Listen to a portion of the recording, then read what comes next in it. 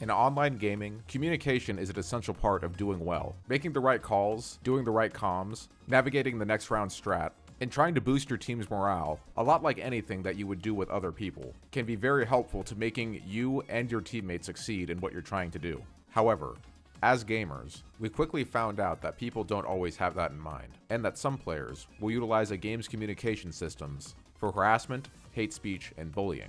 So what are game developers to do? They moderate their chats, they have rules in place. When violating the EULA of most games, it will result in a ban. But what happens when you can't moderate everything?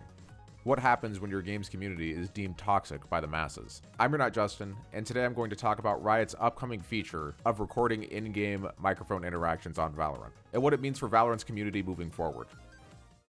On April 30th, 2021, Riot announced that they would be changing their privacy notice that would allow Riot to record and evaluate voice comms from Valorant when a player is reported for being disruptive. This is an update specifically to Valorant, with completely new and updated terms of service, with the vow that Riot will keep our data safe. And to simply put it, if you're playing a game on Valorant and a player starts spouting off things that might be horrible, when you report them, an apparent audio chat log will be recorded and somebody at Riot will review it. And when they review it, they're going to determine whether or not a ban is necessary for the offending player. To no surprise, a lot of players in the community are outraged about this, feeling that their privacy is being completely violated, and that Riot can't be safe with our data. And we will touch base on these things. But to have a better understanding of what Riot is setting out to do, they would like to create a more inclusive and positive setting for the games that take place on Valorant. And while they feel like they've had great success with that in mind, they wanted to create a more reliable method to prevent disruptive behavior in the voice comm system. While it's easy to report somebody for typing something offensive in chat, reporting somebody for something that's said in voice comms can be hit or miss, and a lot of times can rely heavily on how much players report them. If somebody's being disruptive on microphone and they're reported once, most likely nothing will happen, as opposed to if they're reported by the entire server. And while there are some obvious things that come to mind about how players may feel negatively about this, there are some positives that do come from this concept of recording our voice comms. Previously, you could report a player for voice comms abuse and type anything that you wanted to, even if it wasn't true, and put any reason that you wanted to. You could queue for a game and have a party of 4 all agree to report you for something that you didn't do or say on microphone. Now, with the new recorded comms, somebody can evaluate that that's not true at all, potentially saving you from a false ban. And to address the elephant in the room for some players being that their privacy and data might be at risk, this isn't a means for Riot to release any public reaction that you have in a game on Valorant to the masses or to any following whatsoever. Them reviewing your recorded voice comms is simply a way to ban you or not ban you. This data won't go anywhere, and Riot will not be actively listening to you or us at any point. Going on to specify, we believe we should collect the absolute minimum data to effectively run our games and continuously improve your experience. When we collect data, we'll be transparent, we'll keep it for only as long as necessary, and we'll protect it as if it were our own. We know collecting voice data isn't a concern for many of you, but be assured that we would never ship anything if we weren't comfortable having our own data treated the same way. And if you prefer to not have your voice chat captured, you may turn off voice chat. And to put it in a complete perspective for you, Riot records your data that you say in chat anyways.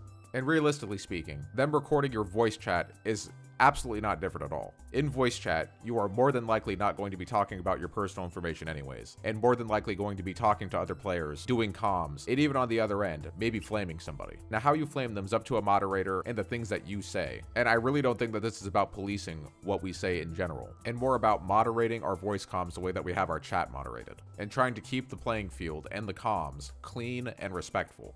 And I don't personally believe that this is even about preventing players from fighting or having arguments, because that will always be a present thing. It's just about keeping the disagreements that you might have clean and rational, and preventing players from taking things too far with their words. And to further perspectivize this, previously, when I would play Overwatch and do videos on that game, Overwatch has the most toxic community in all of gaming. People like to point at League and say that League's community is incredibly toxic. League didn't always have voice comms. Overwatch did, and since day one has been the absolute worst community in all of gaming. And with that in mind, I was able to create an entire career off of recording people's crazy reactions and things that they would say on microphone and in chat by posting it to my YouTube channel. And it's entirely more likely that another player will record what you're saying and post it to social media in the hopes of making you look stupid. That is more likely than it is for Riot to have any of these confrontations leaked, on top of the fact that Riot already doesn't have plans to post any of this stuff online anyways. Moving forward with the conversation, this is not yet a thing as of the upload date of this video, and it will be coming soon.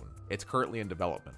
And if you would not like to be recorded by Valorant or even have the possibility of having your data recorded, then just turn off voice chat. There's a happy solution for everybody with this. But again, to move on, I think we should talk about ways that we can prevent these interactions from happening and you getting to a point where your data is recorded at all. In a video I did a long time ago, I talked about how positive anything is always better than negative nothing, and that by having a positive attitude in your games, going into them, playing with your teammates, and wanting to be a bridge for your team to succeed, that you can squash all beef and confrontations that happen in any of your games. I'd like to reiterate that in this video. No games community is perfect. There's always going to be a few rotten eggs with the bunch. In my own personal experience playing Valorant, I've found that, at least comparatively to Overwatch, which has always been my measuring stick, for not just the gameplay, but the community as well, it's been relatively chill. Again, this is completely comparatively speaking, but the same sort of mantra applies, where you don't have to add fuel to the fire. If somebody's bad-mouthing you on microphone or in chat or whatever, you don't have to contribute to the conversation. I know it's hard, but you can totally do a few things like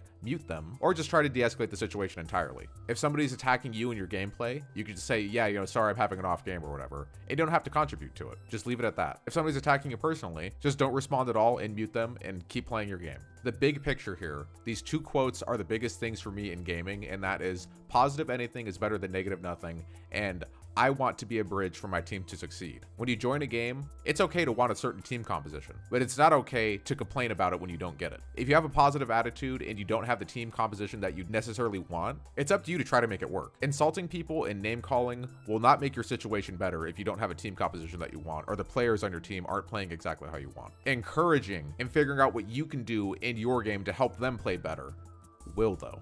Just go into every game, be respectful, want to have fun, and try to spread these sort of messages and tones to everybody else in the hopes that they'll do it too. And when the rotten apples do come up, just mute them and move on. And this isn't to say that you should roll over every time somebody's mean to you, but when I say mute them and move on, queue for another game and hope that they're on the enemy team. You can take out all of your frustrations on players that have wronged you when they're on the enemy team. You don't have to use foul language or hatred to make somebody feel bad. It doesn't make you the bigger person to stoop to that level. And while I might sound like I'm on my high horse right now, I completely acknowledge that I'm not perfect, and especially in the past, I haven't been perfect. And I know that you watching this aren't perfect either, but all that I can do and all that you can do is just try. Like, even now in 2021, as of the time that I'm recording this video, I can't always keep a positive attitude, but I do try. And it's no excuse for you not to try either if you can't always do it. Nobody is perfect. But I'm going to pass it off to you guys. What do you think about the new privacy changes and the upcoming comms recordings? How do you feel about Valorant's community and toxicity in it? I would love to hear some discourse in the comment section. Of course, keep it respectful. Like the video and subscribe if you're new. And as always, I'm Justin, and you're not. I'll see you in the next one.